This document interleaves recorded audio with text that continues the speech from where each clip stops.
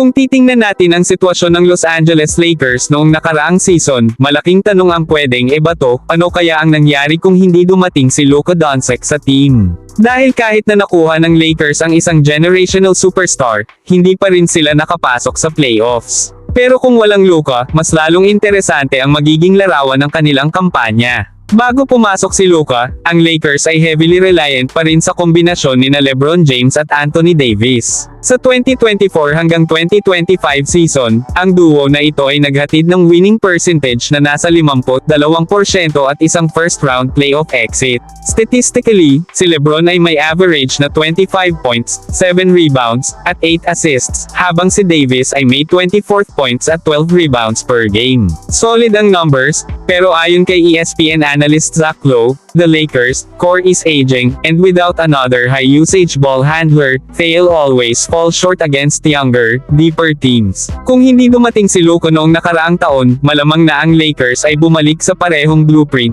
umaasa sa pick and roll ng LeBron at AD, at sa spacing na dala ng mga role players gaya nina Austin Reeves at D'Angelo Russell. Ang supporting cast ay magbibigay ng spark, pero inconsistent.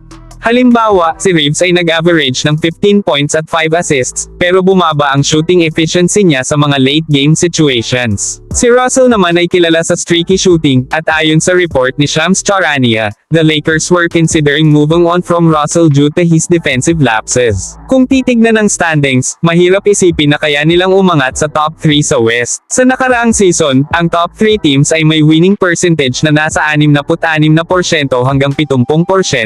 Kahit sa best case scenario, malamang na nasa 6 to 8 seed lamang ang Lakers kung walang Luka, dahil makikita ang kakulangan nila sa playmaking at crunch time scoring na kayang i-provide ni Doncic. Ngunit may positives din. Kung walang Luka, baka mas nagkaroon ng continuity ang chemistry ni LeBron at AD.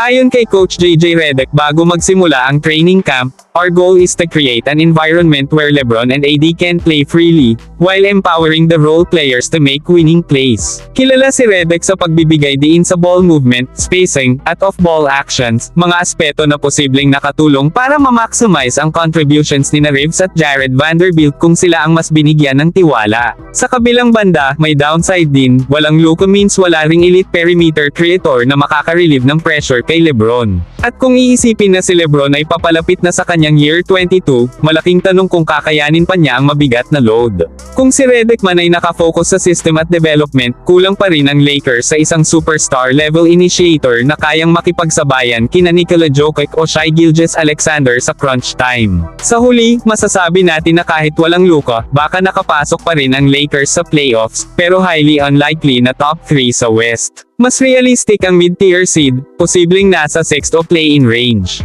Ang tanong ngayon, mas mabuti kaya para sa Lakers kung pinanatili na lang nila ang core ni LeBron at AD, kaysa isugal ang future para sa isang superstar trade na hindi nagdala ng immediate success? E-comment na lang nyo ang inyong opinion kung may time po kayo at huwag po kalimutan mag-like at mag-subscribe sa channel para sa latest Lakers update. Maraming salamat po.